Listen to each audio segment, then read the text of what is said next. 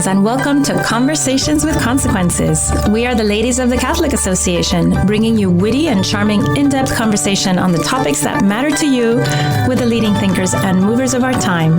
Conversations with Consequences is part of the EWTN Global Catholic Radio Network. Our radio show is always a podcast, and you can listen by going to thecatholicassociation.org/podcasts, or you can just go directly to wherever you listen to your podcasts. I'm your hostess, Dr. Grazie Christie, and we have a great show lined up for you today. As per usual, we revisit with Bishop-elect Bill Byrne, who wrote a great book based on his blogs called 5 Things with Father Bill, and he has some great advice for all Catholics, but especially for us as we are entering into the Advent season. But first, many people follow Edward Pentin's reporting on all things Vatican for the National Catholic Register. He's been on top of the long-awaited McCarrick Report that came out in November. Over 400 pages of the Vatican's assessment of ex-Cardinal Theodore McCarrick and accounts of clergy sex abuse against children and sexual activity with seminarians. It's a heavy and ugly topic, but one that is very important as many are feeling frustrated and concerned about the state of our church.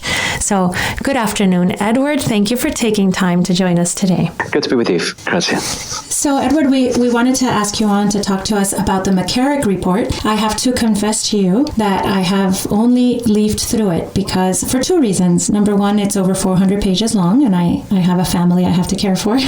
And number 2, I was disheartened. I've been disheartened about the McCarrick situation for a long time. My heart wasn't up to reading the report. And so we've asked you to come and talk to us because, of course, you have read it and you understand it. So why were we waiting so long for this report? And what was it supposed to achieve? Right. Well, it was really it was tempting to really understand how, at least this is what we were told, how he related with the Holy See and how can helped and abetted him rise up through the ranks of the church, and despite the allegations against him.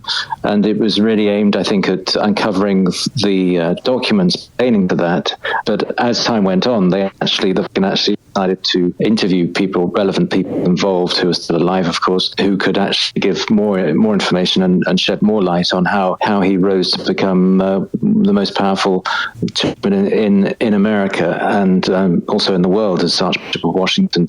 So that's basically it. And the reason why it took a while, I think, at least what we know from the Vatican, is that there were so many witnesses. They had interviewed over 90 of them, and some of them still tricked through up until, I believe, quite late this year. And so they didn't want to produce the report incomplete without these being included. Now, there are also other suspicions, too, that the timing was timed to come out and to coincide with the elections. There are also 2 other sexual abuse stories on the same day it came out. So that as well, I think they perhaps wanted that as a distraction from it. But also, I think the delays, not a report they obviously were proud of. They didn't really want to do it, but they had to.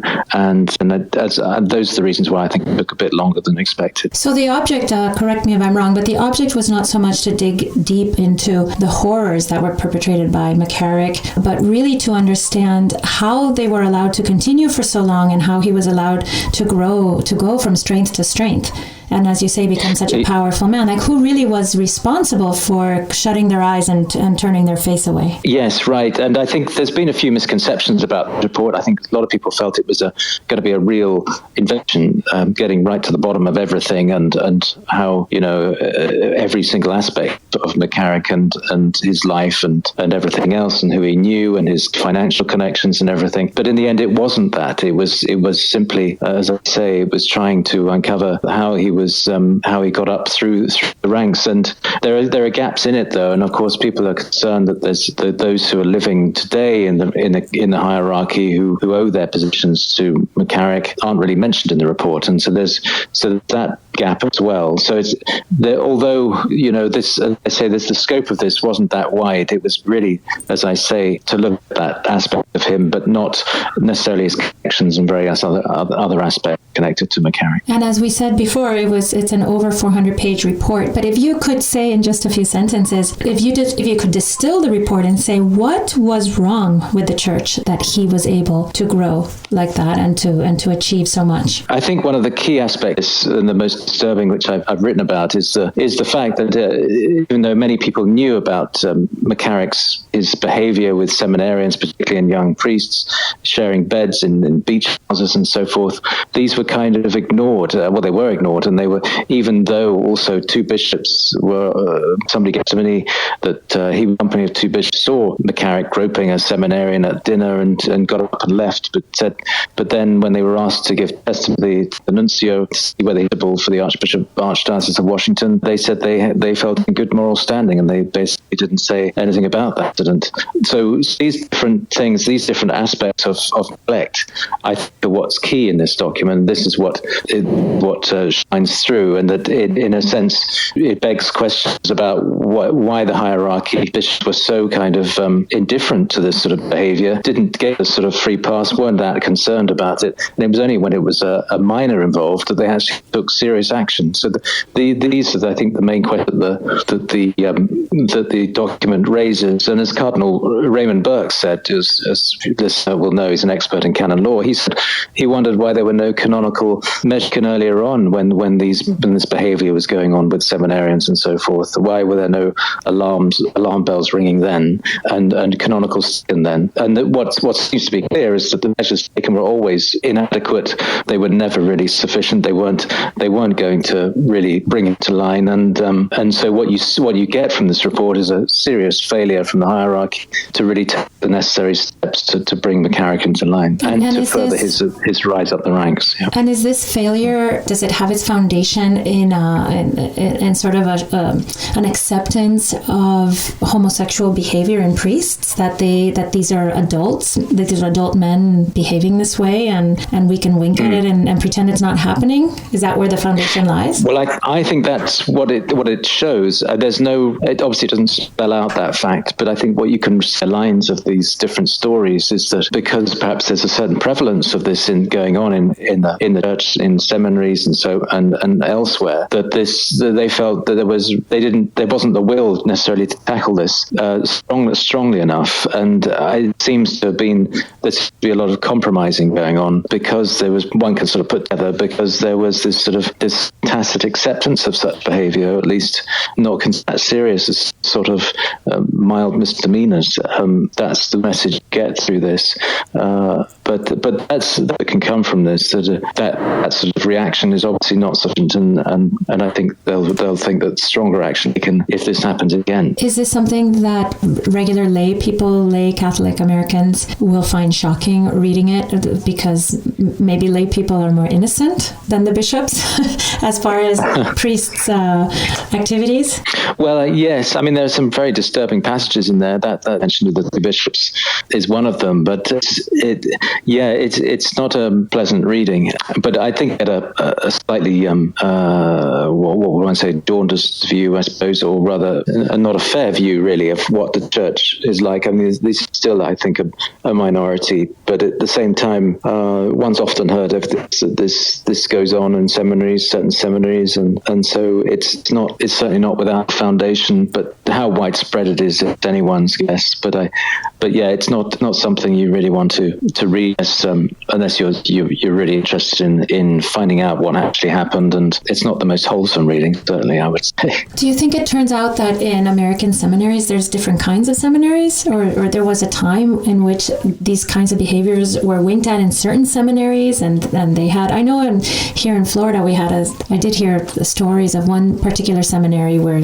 people assumed this kind of thing was going on because of the way the seminarians behaved, and there were rumors and whispers, but I haven't heard that in a long time. Do you think that there was a time in American history in the last couple of decades when those things were more winked at and more allowed, and hopefully we've grown out of that? It could be. I mean, I've heard that there have been improvements made in different places. That's what I've heard sort of on the grapevine here in Rome. But it crosses, left and right, although one doesn't really want to use those terms. But those sort of more orthodox seminaries also have been affected by this. The Holy Apostles Seminary, of course, in Connecticut, which had this going on, that was considered to be an orthodox one, and others too. And so it crosses both sides. And I think my own sort of very much connected with the society that we live in today as well, and that's where this sort of thing is accepted, and so it's seen to be acceptable also in seminaries, and but there has been improvement in recent years. I don't know how. I have no real empirical evidence of that, but that seems to be the case. And so it apparently what happened then with McCarrick is that when it became apparent that he hadn't held himself back to just young men, young priests and seminarians, but he had gone further into the lower ages for his depredations. That is when people finally sat up and took notice. Is that true? That's right. Well, that's when the Pope, that's when the Archdiocese of New York then made it known, and they obviously informed the Pope, and the Pope then took action pretty much straight away to take him away from the College of Cardinals, and then laicize him. So yeah, that was when the serious action was taken. But it's again, it's just, I think that people will find it strange that it was only until then that serious action was. And of course, it was very serious. There was the sin in the confessional too, apparently, according to the Congregation for the Doctrine of the Faith. So it was very, very grave.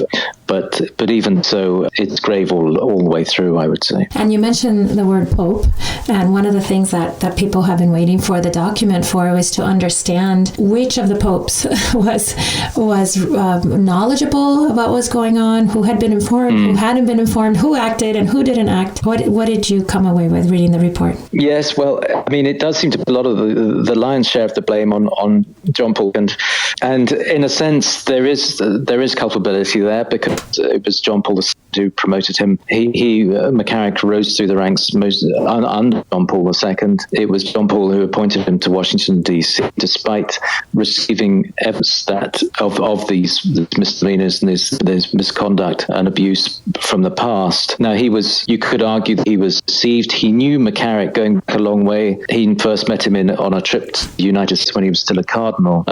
John Paul did back in the 1970s, struck up a good rapport with him. So he knew him for a long time. He trusted him. And when evidence was given that he could not become Archbishop of Washington, McCarrick found out about this, and then he went through Cardinal Givet, John Paul's secretary, and all of this is completely false. And of course, Cardinal Givet believed him and then passed that on to John Paul, and then that's how he got appointed Archbishop of Washington, even though John Paul had initially refused to appoint him on the basis of the stories that had been heard. If you're just tuning in, you're listening to Conversations with Consequences on EWTN Radio. I'm your hostess, Dr. Grazie Christie, and we're getting a real look at the long-awaited McCarrick Report with Edward Pentin of the National Catholic Register. He's all the way from Rome, which you might be able to tell from the quality of our connection. which isn't too horrible, Edward, but I wish it were a little better. But Edward, you were telling us about the fact that Pope John Paul II initially had not agreed to promote him because he had heard some reports of his sins, of McCarrick's sins, and then was convinced that these were lies. And I of course I didn't know Pope John Paul II personally, but he had such a beautiful heart, and I imagine that it must have been hard for him to believe that someone could be that a priest of God could be so dreadful in his behavior. I mean, this is what we've heard from George Weigel, his biographer, that found the whole abuse completely unconscionable and something he just did not really understand that anyone, especially a priest, would do. Then, of course, there was his upbringing in communist Poland, where often they sort of thrown a priest to discredit them. They were totally false. So he thought this could be another case of that. At least that's what we understand. And yes, and I think he was a very good, good-hearted saint, and he did not he took people on value very much, I think. But the other aspect too is that he wasn't too involved with the governance of the church. He wasn't that hands-on, especially with appointments, and he admitted that later in his life, and he regretted it, and he said that's one of his weaknesses. And so there is that, and so a lot of the culpability does lie with him, unfortunately. But of course, one can sort of understand where he was coming from. So it exonerates him from a lot of the blame, even though he was ultimately responsible. I think a lot of people have an understanding of this situation.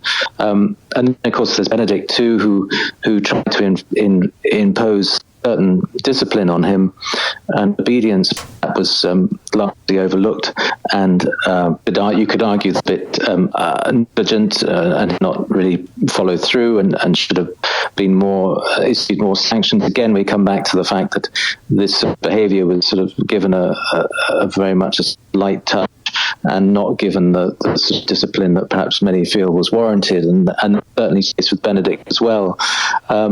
I think what I remember, when I reported on this a couple of years ago, what I understand that Benedict's sort of view was that, well, he's sort of dog's lie, and he's old. He was retired by the time Benedict was in a position to sort of issue sanctions, I think, in 2006. And so he basically let him carry on, but he tried to get him to be less public and to turn away from, or rather to be quiet and not be so public, live a life of prayer and penance, really. But that didn't really happen. And then we come to Francis, who of course we know the allegation, didn't follow through at all, and actually let him continue more of his travels and so forth until this abuse came of a minor, and then he took serious action. But so the onus of the biggest responsibility, the biggest blame, I suppose, is on John Paul, then Benedict, and Francis.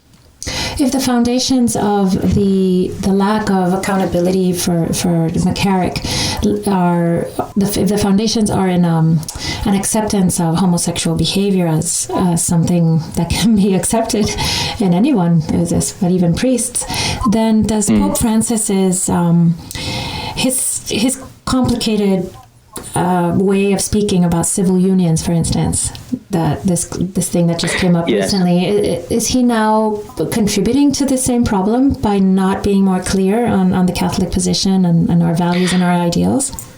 Well, that's a good question, Grazie. This is what's being said is he not necessarily, is he in a way perpetuating this sort of behavior and these sort of mistakes by basically going along with what some argue is the homosexual lobby, which is looking for a sort of normalization of this kind of behavior in the church, and I think many would argue that he is not. He's sort of clamping down on this behavior, though he's spoken in the past quite strongly about if you are inclined that way, you should not even look to be a priest, and you should not put your name forward and so forth. But on the other hand, he does these other actions which contradict that. So there's confusing signals from Francis about the whole issue, it seems, and largely go down on the side of this kind of behavior. We have three new cardinals being elevated to the College of Cardinals this weekend, and they are very sympathetic to the LGBT agenda. They don't necessarily go along with it totally, but they're certainly friendly and sympathetic to it. And so again, you see that contradiction, which is rather hard to, I think, for many people find it hard to fathom the contradictory views and actions that he has on the issue. For many lay people, it's very disturbing, this lack of clarity and the confusing positions that he takes, because many of us, like me, are trying to raise children in a society that extols the virtues of every kind of sexual exploration and experimentation and just any kind of sexual life, when as Catholics we understand sexuality to be only properly confined within a sacramental marriage of one man and one woman, and that's been the truth forever, and now suddenly things are getting confusing, it seems. And it's very hard for us to educate our children then and try to be without having the church behind us and 100% supporting us as we try to teach them. Yes, it's a sort of, I suppose you could argue it's cross-Palian dialectic and Jesuit sort of response to kind of what they would say are very complex issues. And so what you end up with is a contradiction, whereas if you ask the Pope, well, what do you believe? He would say, well, clearly, this behavior is said before, this is wrong. The church is watching. On the other hand, he'll say, well, we have to deal with the complexity of the issue and deal with the people where they are. They're loved by God, whoever they are, whatever their proclivity. And so you get this sort of dual, sort of parallel teeth going on, which don't really reckon. This Hegelian approach, which is confusing for most people. It's fine if you're a very intellectual, yes. great professor who knows this, but it's not necessarily going to pass that down to the faithful in a very effective way, I think. But who knows? I mean, maybe it will, and history will judge it differently. But at the moment, most people see it as very, very confusing. Yeah. Here in the United States, the USCCB, the United States Council of Bishops, they just happened to meet recently for their fall meeting, and I know the report was discussed. Were you following that, Edward? I haven't been able to too much, no, because I've been focusing on other things here. But I did hear it was well discussed, and they came to various conclusions. Yeah, I mean that was the other reason for the article, for the report to come out, was to time just before it came out, just before this meeting, of course. And I think there was a willingness to get it out before it, so they could discuss it. And is the Vatican, by releasing this report, have they exposed themselves to lawsuits and other attacks from outside to make maybe financial gains related to all these things? Well, I see there was one case being brought to the Vatican. I don't know what happened to it. This well-known a lawyer who often takes against the church, Jeffrey Anderson, I think it is. He's an attorney in California, I think, who's taking a case to the Vatican. But these don't usually go far, and I don't think this one. I haven't heard any more from this since a week ago. Yeah. And where do we go from here, Edward, as a church? Like, how do we strengthen the priesthood and help those discerning their way to the priesthood while reading the horrors in this report? How does this work for us? Right. Well, I mean, I think the report probably helps that in a sense that I think lines are clearer, that what's be acceptable and what isn't. You get that from this report. So seminarians looking to go into this will know well what the boundaries are. I mean, some people say, well, you can't just blame McCarrick for this abuse of seminarians. Some of the seminarians were guilty of themselves of sort of bringing on this sort of behavior as well. So mixtures of both parties are involved in this too. That's one aspect, perhaps better seminary formation and selection, but also the way bishops are appointed. That's another aspect that I think could be a fruit of this. That there's better, more systematic ways of really getting to know and to properly vet bishops, and that that those serving them are fully informed and know who they're appointing. Another aspect to come from this. Certainly, from people I've spoken to here feel that way. Cardinals and bishops here have said this, and that this could be one way to help improve that system. Just a week before the report was released, there was a seismic shift in the way that the Vatican Secretariat of State operates with regard to finances, which I have trouble following because I don't really understand the Vatican finances to start with. Right. But was there any connection, do you think, between the two events, the report and the financial changes? I don't know. We can only speculate. Sometimes people will say, well, the timing is not coincidental, that it's sort of perhaps to throw up a smoke screen about something else, which is attractive, and they want to divert. And I don't know whether that's true. You could argue it. I doubt it somehow. I think these things happen kind of randomly. They're not. They can't always be predicted. And the financial scandals we know have been going on for quite a while now here in the Vatican, and there's new revelations every week, unfortunately. But yeah, there's certainly a problem though that being looked at. This is of course one of the Pope's key mandates: tidy up the finances in the Vatican, and there's arguments for and against whether he's done that well. Quite a few against, really. They feel that he's backed the wrong people and then ended up the right people, but too late. That's another issue, though. But I don't think there's probably a connection between the two. But who knows? There may well be. Who knows, right? In the Byzantine quarters exactly. of the Vatican, one can only speculate.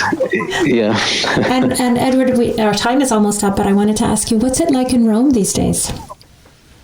Well, it's not too bad. I mean, in terms of worship, there aren't that many restrictions. Some closed here, but mostly they're open, and masses are continuing pretty much normal, of course, with all the social distancing and the masks. But yeah, so things are normal in that sense. On a civil level, on the sort of day-to-day level, things are pretty.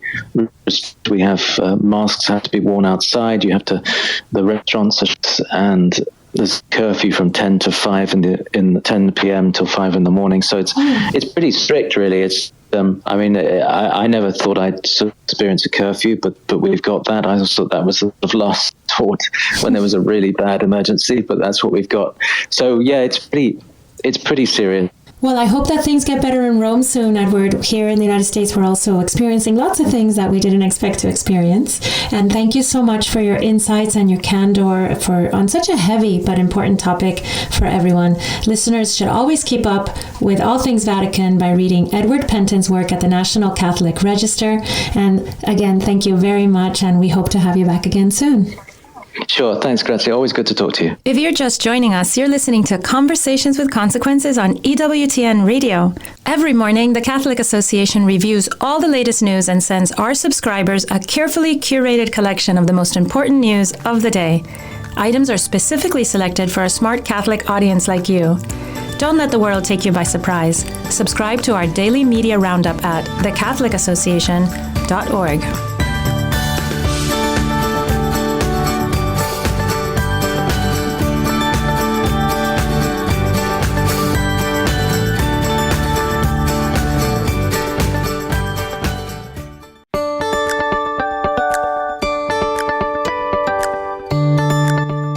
Welcome back to Conversations with Consequences. I'm your hostess, Dr. Grazie Christie, along with my co-host and TCA colleague, Maureen Ferguson. We're very happy to have Father Bill Byrne with us. He's now Bishop-elect Byrne to discuss his new book called 5 Things with Father Bill: Hope, Humor, and Help for the Soul. Father Bill is a well-known YouTube personality and columnist. Welcome, Father, to Conversations with Consequences. It's great to be here. Thanks for having me. Father Bill, we are so grateful you're able to talk to us today. We know you have a lot on your plate right now because you just got a phone call from the Papal Nuncio informing you that Pope Francis is appointing you to be the Bishop of Springfield, Massachusetts. So we want to hear about that phone call, and having known you as Father Bill for about 10 years, I want to know, when do we start calling you Your Eminence? Well, that would be for a while. That would be only if I were ever made a cardinal. So we start with Your Excellency, which is kind of ironic. That's right. I think the thing I'm probably most excellent is making an alla matriciana pasta sauce. So that limits me. But I did, on the Feast of the Guardian Angels of all things, my guardian angel must have had a sense of humor. I got a call, and a 202 number popped up on my phone, and of course I didn't answer it, because you don't answer things if you don't know the number. And then it went to voicemail. I was like, ooh, who's that? And then there was this French accented voice of Christophe. This is Archbishop Christophe Pierre. And he said, Father Bill Byrne, please call me at your earliest convenience. And I was immediately, my hand started to shake. Like, holy moly. And so I called him back, and he said, well, nice weather we're having here, isn't it? Like, let's cut to the chase, because I know you're not, I didn't say this, but my thought bubble was, I know you're not calling me for decorating advice or, the right word for this paragraph. And he said, the Holy Father wants to name you. And then there was a pause, and I'm a bishop of, and I'm like, where? And then he said, Springfield in Massachusetts. And I'd gone to school 45 minutes west of that. So I was kind of sort of familiar with it from years back, but I'm very excited for the trust that the Holy Father has placed in me in this new duties. Wow. Well, it's such a sign of hope for the church, although we, your parishioners, are just heartbroken. You will be missed by so many of us, especially my children. My daughters actually burst into tears when they heard that Father Bill was leaving. But really, honestly, it was no surprise to us because you're such a wonderful and holy priest, and you're so gifted in inspiring vocations and so gifted in communicating the faith, which brings us to your book. So 5 things with Father Bill: hope, humor, and help for the soul.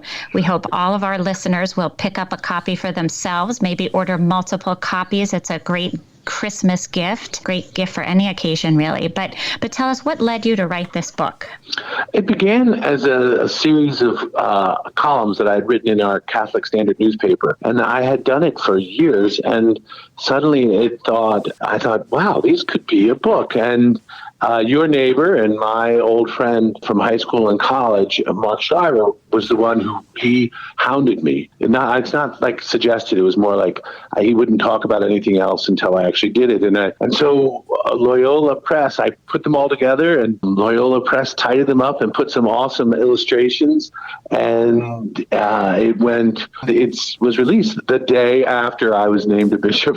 Talk about a week. Wow. Father Bill, I love the organization of the book, because lists are a very practical way of organizing. That's how we organize our minds in many ways. And I like that each chapter of the book gives us 5 different things to focus on. I find that very practical, and also something that really reaches into the way that we organize ourselves mentally. So we can sort of handle little bits of information and then put that into action. And I also think what I really tried to show in throughout each chapter of the book and each one of illustration is that God is constantly speaking to us. And if we can, we fine-tune that by spending time in church before the Lord, but then we start to see it's almost as if he's playing this beautiful music all around us, and we can notice him by listening to our heart. And that's what I wanted to illustrate to people, is just how God speaks to me in these multiple ways, through when I make up my own mysteries of the rosary or think about my dog and how my dog acts. That's what I was really hoping for people to experience. One of the first sections that I read was the section on the dog. It says, things I learned from my dog. And I guess I read it first because it's the first chapter. Yeah. But it really called my attention, because we bought our youngest daughter, we bought her we're calling a COVID puppy, because she spent many months alone. And so we've been raising this puppy for the last 3 months. And it's a puppy, a dog is a charming thing. And it really spoke to me how you connected the kind of love that dogs exhibit, the acceptance that they show, and the wonderful tolerance that they have for all our foibles, and connect that to the way God relates to us in some ways. So there's also a chapter on puppies, and because I think my experience, unless your puppy is different than any of mine, is that at first you don't experience this over dramatic love for the dog. You sort of wade your way through diminishing regret. When you as you regret your carpets. You regret the state of your carpet.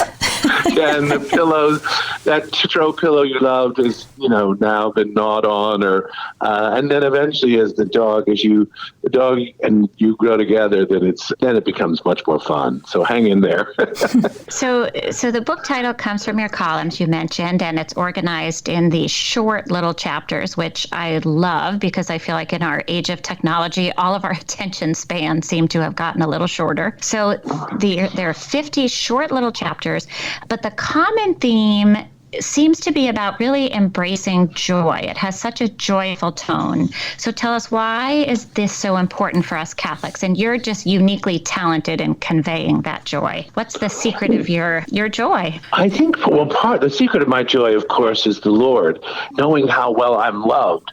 And how well we all are loved, that we were planned from the beginning, that before we were born, he knew our name and called us to our mother's womb. That's a powerful and unique experience. And if we can open our minds and hearts to that. But I also, when people ask me how I am, I say, I'm fantastic. And it's because we have to decide to be joyful. Happiness is not a destination we get through. When I get this job or when I get that, happiness is the byproduct of living the good life and doing the good. And so if we seek to fill each day with that and put our priority list in order, then you're going to be joyful, even if you are in the most challenging situations. You know, I always say to myself, and I think about this, I think of you moms when your kids were little and they're 4 years old and in coughing, and you've got the shower running and they've got the croup or whatever it is, and you've got a busy day the next day, but you're still there. You don't want to be there, but you wouldn't be anyplace else in the world. And so that experience is like, I don't want to be here, but I have to be here because this is where the Lord's asking me to be. Such great perspective. Father Bill, in your homilies, you so often make a great pitch for going to confession, and you have a chapter in the book about this. And I've heard you make the point that Catholics get this bad rap for the idea of Catholic guilt, but in reality, you say that we're the faith that has this sacrament to be rid of guilt. And you're so good at pitching confession, and you offer confession before even daily Mass, before all the Sunday Masses, which we love. So tell us about your chapter on learning to love confession. Well, you know, one of the things that we have to, just as an illustration, is I say, you take out the garbage in your kitchen or else it stinks after a while, you know? Well, the sin is not who we are, it's who we're not. And so the every time we make a decision to not be ourselves, that sort of false us grows. And in confession, the Lord wipes that away, wipes that non-you away. That, as Thomas Aquinas says, mercy is moving from non-being to being more fully alive. And so why would we want to be anything but most fully alive? And so we find ourselves repeating our sins. Well, at least you're not coming up with new ones, you know? And the power of that experience of getting rid of everything that's yucky in the kitchen. I'm kind of a kitchen freak. I like to go to bed with a perfectly clean kitchen. To come down and to find something in the sink, I don't like to start my day that way. And so poor Father Joe and Seminary and Sean have learned that. And I think it's the same way with starting our day or our week with that freshness. Father, we are in the month of November, and of course we pray in a very special way for our dead and remember them all month long. And it reminds me of your chapter on getting ready for heaven, which I liked a lot. Can you tell us about that chapter? Yeah, so one of the first things to remember is you don't want to presume heaven, you know? Because if you just presume, that the person you love is just going to love you back, you're not loving very well, you know? And the same is true with God. If we just say, oh, well, how do you get to heaven? Oh, I guess I just die. Well, what about that whole experience of relationship and love? You know, one of the things is also this experience of prayer. So I know my best friend from grammar school is somebody I talk to every day, or not, if not multiple times a week. And when the people that you talk to every day are people that you have conversation with, because you can say, how did your meeting go? How did that happen? You're all in each other's mix. And so that experience of prayer, of being in relationship with the God who loves you so much that when you were born said, I want to be with this person forever, when you were conceived, before that, when you thought of you at the beginning of time. And so if we talk to God every day, then we have much more to talk about. It's more unlike bumping into a friend in the mall that you haven't seen for 2 years. You've got nothing to talk about. And that can be the way. If we're only chatting at Christmas and Easter, we don't have a lot to say. You know, always the patron saint of a happy death is Saint Joseph. And it's a good thing to pray to him. Another thing is to remember that if you live as if this were your last day, then you would live it most fully. I did two funerals of guys that died just suddenly in their 50s. And one of them, the wife said, the last thing I said to him was, I love you. And I think, wouldn't it be better to say I love you as opposed to, we'll talk about this when I get home? And to say, okay, I love you. Make sure even if you say that, you say, I love you. You know that, don't you? And so so those are some of the things about getting ready for heaven. Father Bill, how about the chapter on exercise your right to rest? That really struck me because I think with all these pandemic lockdowns and us having more time at home and kind of getting away from that frenetic lifestyle that we're so used to, it's caused a lot of us to reevaluate that as we're sort of getting back out and about, how to have better balance in our lives. What are your thoughts on that? You know what I think is key to understand is we tend to think about, that leisure is where great ideas come from. It's not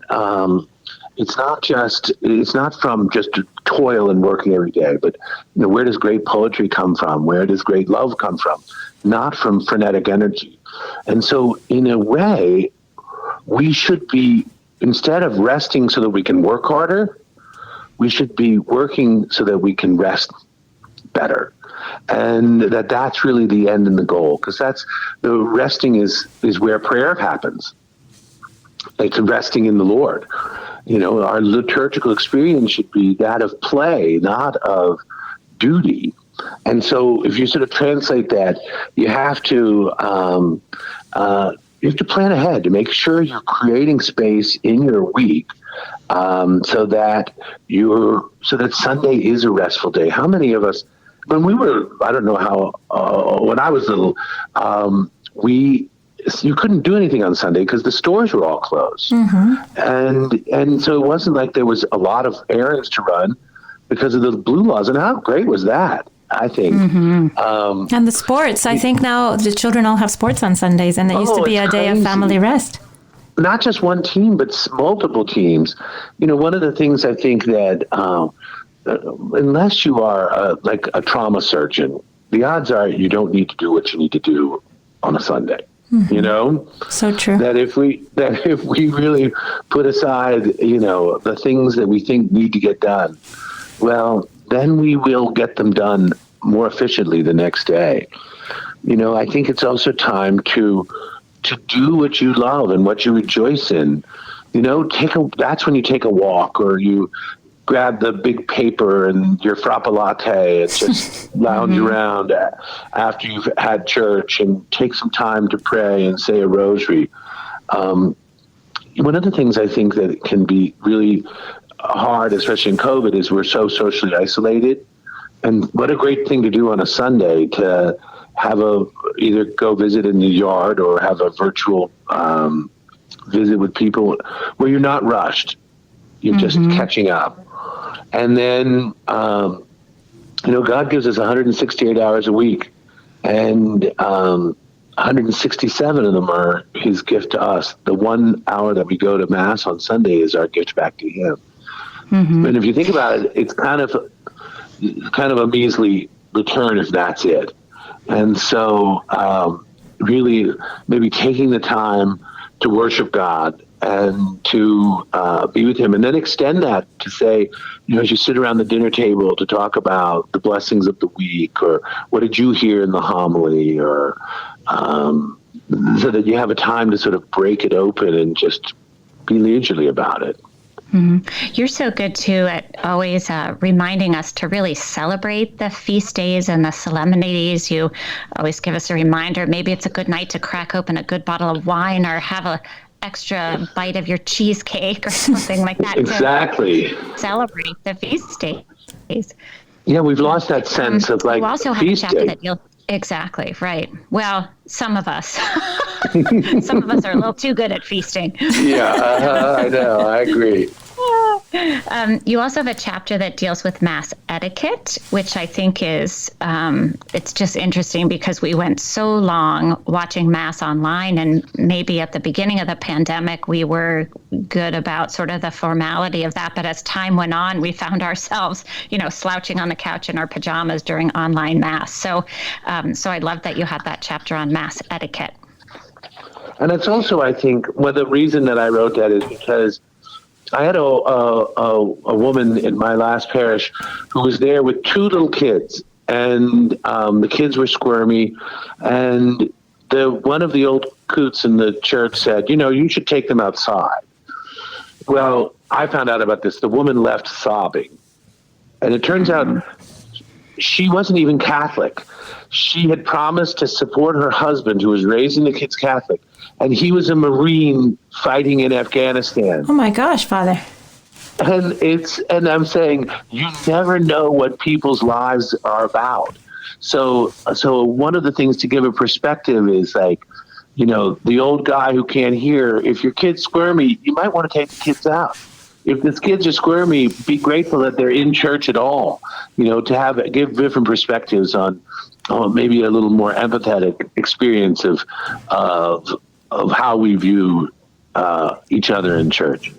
Mm-hmm. Now we're just about out of time here, Father, and we're so grateful for your time. But just a final question, a quick question on the issue of schools reopening during the pandemic, because here in our county, the public schools are only online, and you heroically fought the effort to shut down the parochial schools as well. So I just want to say thank you for your leadership on opening our Catholic schools for in-person education. And I know you're one of the people outside doing the temperature checks on the little kids. So wanted to thank you for that and for your time. And we hope all of our listeners will go right onto Amazon and buy your book. That's great. Thank you very much. God bless you both. And thanks for the good work you do. Okay. Thank you, Father. And we'll be Come up praying to for you as you Springfield. head to Massachusetts, for sure. Okay. God bless you. Every morning, the Catholic Association reviews all the latest news and sends our subscribers a carefully curated collection of the most important news of the day. Items are specifically selected for a smart Catholic audience like you. Don't let the world take you by surprise. Subscribe to our daily media roundup at thecatholicassociation.org. And now, Father Roger Landry offers us, as is customary, a short and inspiring homily. This is Father Roger Landry, and it's a privilege for me to be with you as we enter into the consequential conversation the Lord Jesus wants to have with each of us this Sunday, when we will begin a new liturgical year. Sometimes Christians find it a little strange that in the Church, New Year's Day begins on the first Sunday of Advent, rather than about a month from now. But that's an indication that most of us take our cues more from balls dropping in Times Square or months decreed by Julius Caesar in 46 BC than by the life of Christ, from the time where the Jews anxiously awaited his appearance in Advent proper, to ultimately his return in glory, which we celebrated last week with the solemnity of Christ the King. Jesus said to us over and again in the Gospel, "Follow me." Each liturgical year we do just that, tracing his footsteps along the route of salvation history, trying to become more and more like him whom we're following. The liturgical year is never meant to be a same old, but something that helps us to enter into the mysteries we celebrate far more profoundly than the last time. Like rereading a great book or watching a classic movie, each retracing of the life of Christ is supposed to reveal to us elements we haven't seen before and remind us of important things that we once knew but have forgotten about the mystery of God, his love for us, and his hopes and plans for us. This liturgical year is another time for us to enter into the life of Christ, to accompany him and be accompanied by him as we relive the events of his earthly life connected to ours. This may be the last liturgical year we have, because we never know the day or the hour. So let's make the most of this new one that's beginning and start it off well. Jesus speaks to us very clearly in the Gospel about how he wants us to start and live this year. He'll use two sets of verbs on Sunday. The first has to do with our alertness. Wake up, he shouts. Stay awake, he adds. The second set of verbs involves what we're supposed to do after we've awoken. Be constantly on guard. Be on watch. He tells us in the Gospel that we should be like porters, door openers. He leaves home and places his servant in charge, Jesus describes about this porter. He orders the man at the gate to watch with a sharp eye. Look around you. You do not know when the master of the house is coming. Do not let him come suddenly and catch you asleep. Jesus wants us to be like doorkeepers who are always awake and on guard. Here in Manhattan, where I live, many of the residences have doormen, just like hotels do in most parts of the country. And the doormen are really quite professional, not only in their appearance, but in their behavior. There are two essential parts to their job. The first is that they're always on the lookout for the arrival of any resident or guest. As soon as they see one arriving, they open the door.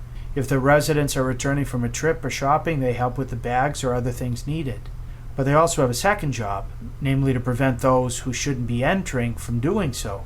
something that in an age of terrorism and riots is even more crucial than normal. Jesus calls us all to be spiritual porters, good, holy doorkeepers. This involves the same two tasks. First is to be awake and alert to welcome Jesus whenever and wherever he comes, to go out and meet him when we see he's coming, as we like to say in history, mystery, and majesty, to carry his bags, to help him in any way that he needs. We meet Jesus in history in Bethlehem in the celebration of Christ, of the birth of Christ, for which we prepare on December 25th. We focus on meeting Christ when he comes at the end of time or at the end of our life, whichever comes first. That's really Advent proper.